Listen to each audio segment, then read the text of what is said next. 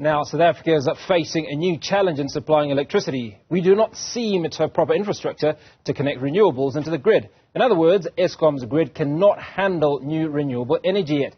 G7 Renewable Energies and its wind farm companies have launched a two-part application to interdict the implementation of Eskom's interim grid capacity allocation, which came into force last month, as well as to have the rules reviewed. They are arguing that the power utility must first give them assurance that they have capacity to connect the projects to the grid. Well, let's discuss this further.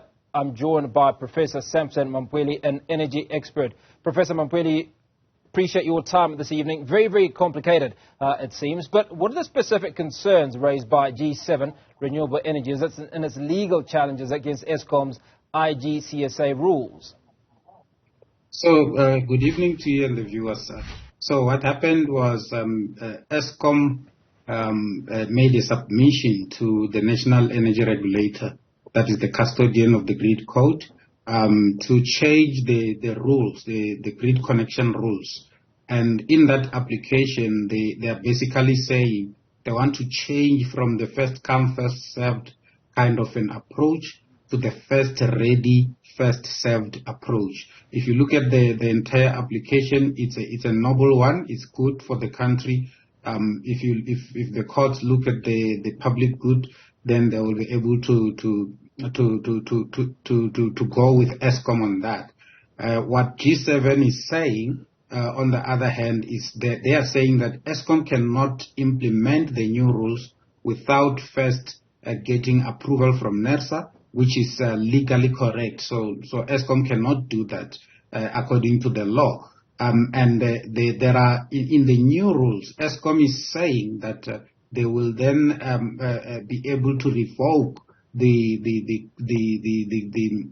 license for connection, grid connection from the companies that have been allocated this grid capacity that they have not yet used after a certain period of time. So what G7 and others are saying is that they cannot do that because these are new rules that have not even been approved by the National Energy Regulator. And we are in this kind of a situation basically because after the government announced that they have removed the licensing requirements for renewable energy, we saw a lot of IPPs applying for grid capacity. They held onto that grid capacity, but their projects have not yet been built, or they have not yet even reached financial close. Basically, they don't have as yet the money to build those projects, and that is a problem that government and Eskom is trying to resolve by the new grid access rules. So what are the fundamental changes proposed by Eskom to grid access, allocate the grid access allocation system, shifting from obviously, as you mentioned, that first come, first served basis to a first ready, first served basis? I mean, how does this affect the allocation of grid capacity to independent power producers? So what happens then is that Eskom has now put conditions, additional conditions.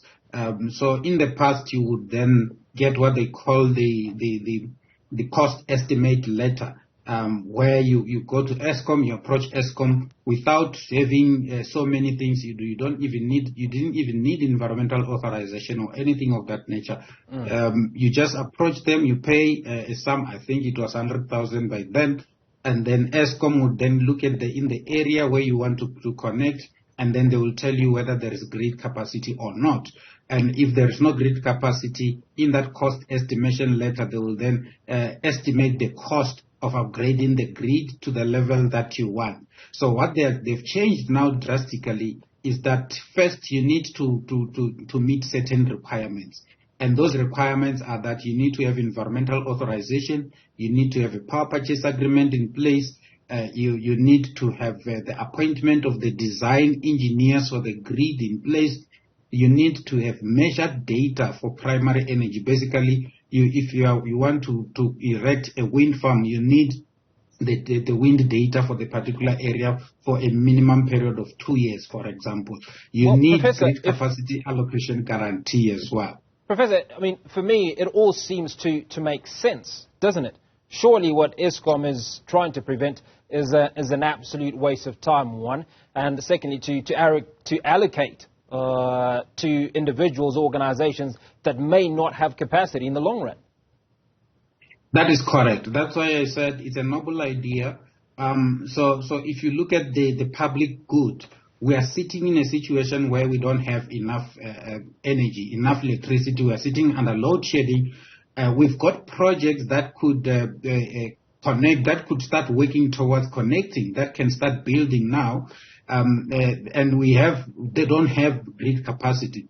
In the last bid window, when Minister Mantashe announced the preferred bidders, he indicated that there was about more than 3,000 megawatts that he couldn't announce because there was no grid capacity. But this grid capacity is there. It's just being held by people who are not building anything. So the Eskom proposal makes absolute sense. The only challenge is that legally Eskom cannot implement the new rules without NERSA having approved them. And I've just learned that NERSA has now approved the license for the National Transmission Company of South Africa, which basically means that Eskom Transmission can now break away from Eskom and then be the custodian of the grid code and the transmission lines and the system operator, as well as the transmission system planner at Eskom. So there are changes that have happened just today to that effect.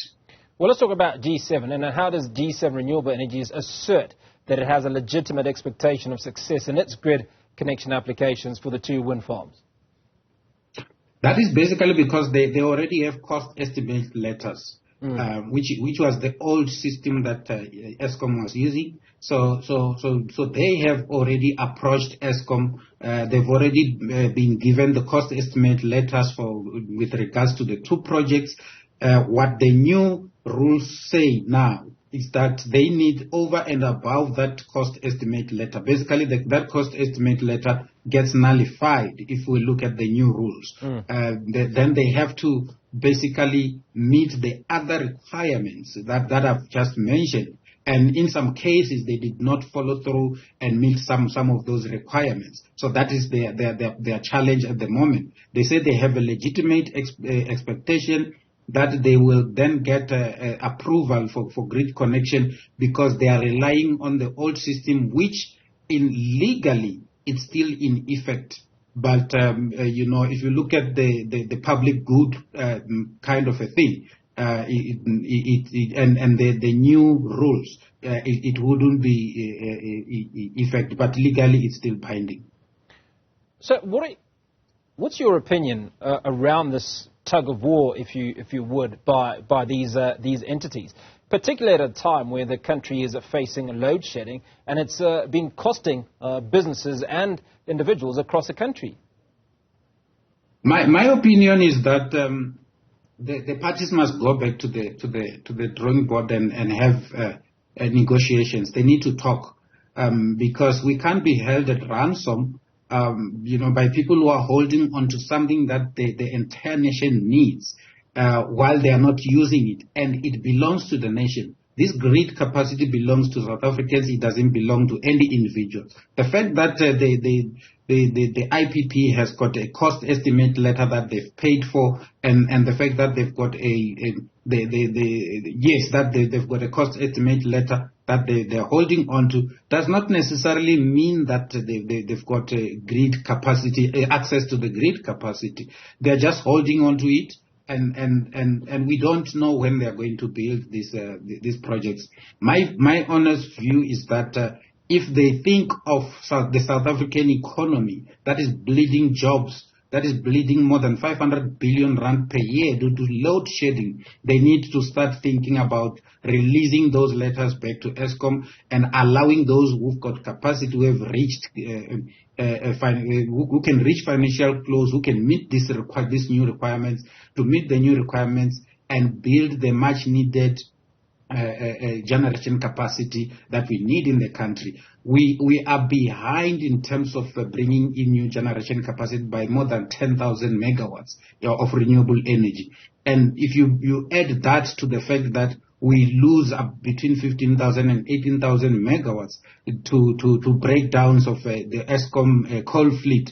That is a big problem for us going forward. That's why we're starting to speak in tongues when it comes to the just energy transition and other commitments that we have made as a country. We need new generation capacity as quickly as possible, and people should not hold on to the capacity that they are not going to be using at this point in time.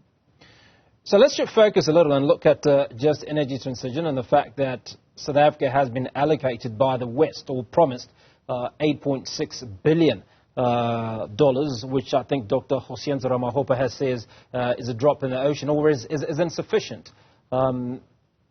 Is it insufficient? Yeah, that money on its own is not going to assist to a greater extent in terms of the just energy transition. But it needs proper planning. It can go a long way if it's properly planned. For instance, we're talking about issues around the grid constraints and the grid that needs to be strengthened. South Africa needs about close to 200 billion rand to strengthen and the grid and build new transmission lines to be able for us to be able to take in the new generation capacity that we need, and to continue to transmit the generation capacity that we have at the moment.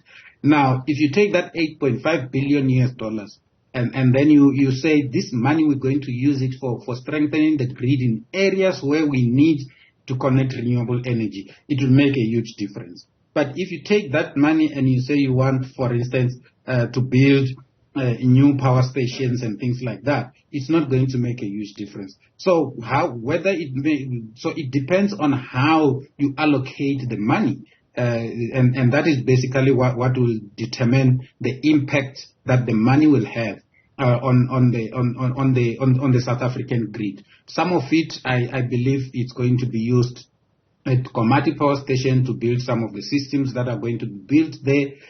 That's all well and good, because that power station is going to be used as an example of the just energy transition in terms of how South Africa can implement this transition going forward, so that people don't lose a lot of jobs, but the economy is fired going forward.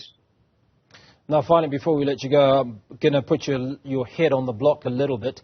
Dr. Hosienza Ramaphosa seems to have come in all guns blazing and looking to fix the challenges with load shedding. Has he done a good job? Is he doing a good job? Are we likely to see the end of load shedding by December 31st? So if you look at the President's Energy Action Plan, that led to the President appointing Dr. Ramaphosa, and the fact that Dr. Ramaphosa is now focusing on implementation of the Energy Action Plan. One can say that he was slow, and even the President was slow in terms of giving Dr. Ramaphosa certain powers, which he has now done. But he's hit the ground running. He has been doing well of late. I've been following a lot of his work.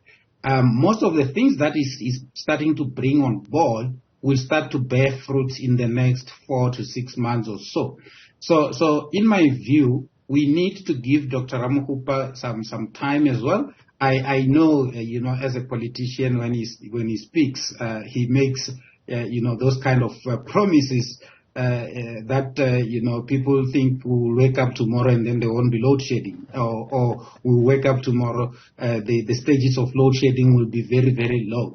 And I always forgive politicians for doing that, because they're trying to tone down the challenge. But on the background, I've seen the kind of good work that he's doing, and he's now working very closely with the Minister of Public Enterprises and the Minister of Mineral Resources and Energy. So everybody is rallying behind him and behind the plans that he's coming up with. There are challenges, though, in terms of the implementation of the Energy Action Plan itself. One of the biggest challenges is the fact that Eskom does not have money to fix, especially the coal fleet, and the special appropriation bill does not allow Eskom to borrow any money national government gave Eskom money to cover their debt, and then they said the condition is that Eskom must then fix the coal fleet using their own balance sheet. But if you look at the Eskom balance sheet, it's very depressing. In the previous financial year, they posted a negative 20 billion rand in their financial year, which then tells us that Eskom does not necessarily have money in their balance sheet. So government must make a bold decision and give Dr. Ramokgopa and Eskom the close to 200 billion rand that they need to fix the coal fleet, and the close to 200 billion rand that they need to fix the transmission and distribution lines. My view is that South Africa needs about 500 billion rands to solve the load shedding crisis if we are serious about it. Professor Sampson Mamphweli, energy expert, appreciate your views this evening.